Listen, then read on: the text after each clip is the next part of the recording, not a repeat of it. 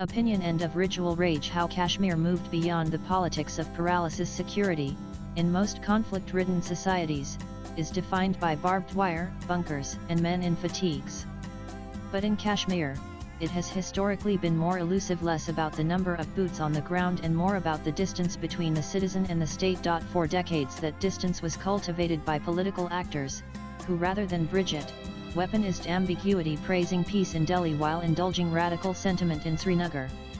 Their legacy was not governance, but governed volatility, a valley suspended between grievance and neglect. It is against this inherited disorder that Manoj Sinha's tenure as the Lieutenant Governor of Jammu and Kashmir, since August 2020, must be understood not just as an administrative assignment but as a civilizational rectification.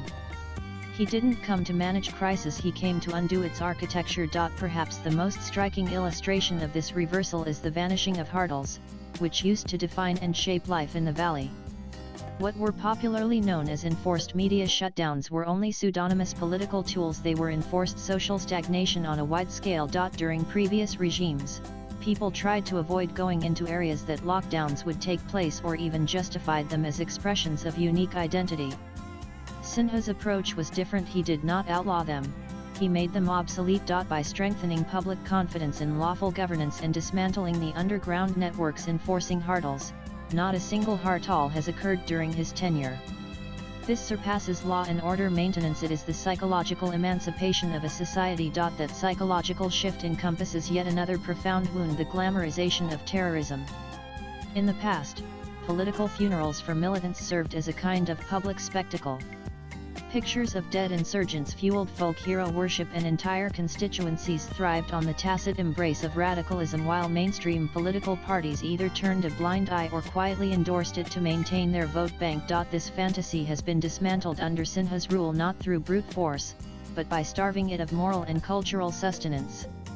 Militant recruitment is at an all-time low end. More importantly, militancy has lost much of its romantic allure. No slogans, no crowds, no symbolism. Only the stark reality of squandered lives remains alongside alternative paths for those who are still at life's crossroads. The school systems, Mohalla watch networks, and human intelligence units all located these young individuals that could be groomed into terrorists and recovered through a careful intervention system. This type of counterinsurgency does not exist in traditional forms. It is the intricate layering of state social healing. There are no speeches to be given on television or medals to be awarded for such recoveries. These acts of governance remain unrivaled as they completely shift the paradigm of what governance means by protecting not only someone from violence but ensuring existence. The contrast with earlier regimes couldn't be sharper. For decades, the politics of Kashmir was marked by a tendency to avoid confrontation with the ecosystem of radicalism. Sermons in some religious spaces continued unregulated.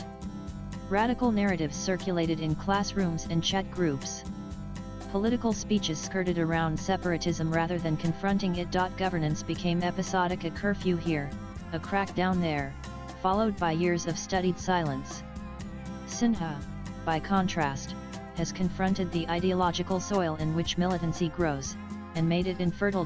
But he has done so without abandoning constitutional ethics. One of the most transformative statistics under his watch, almost unheard of in conflict zones, is this: that the Shopian fake encounter didn't go unreported.